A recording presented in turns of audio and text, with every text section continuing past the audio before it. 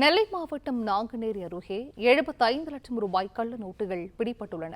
கூடுதல் விவரங்களை செய்தியாளர் அமுல் தேசிங் வழங்க கேட்கலாம். அமுல் தேசிங், வணக்கம். இது குறித்தான முழு விவரங்கள்.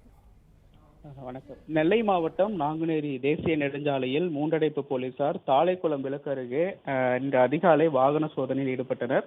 அப்பொழுது அந்த வழியாக நாகர்கோவில் நோக்கி வந்த ஒரு பொலிரோ வாகனத்தை நிறுத்தி சோதனையிட்ட பொழுது அதில் இருந்தவர்கள் முன்னுக்கு பின் முரணாக பதிலளித்ததாக காவல்துறையினர் தகவல் தெரிவிக்கின்றனர். இதனை அடுத்து சந்தேகமடைந்த போலீசார் வாகனத்தில் வந்தவர்களிடம் விசாரணை நடத்தினர். அதில் 75 லட்சம் ரூபாய் கள்ள நோட்டு இருப்பது தெரிய வந்தது.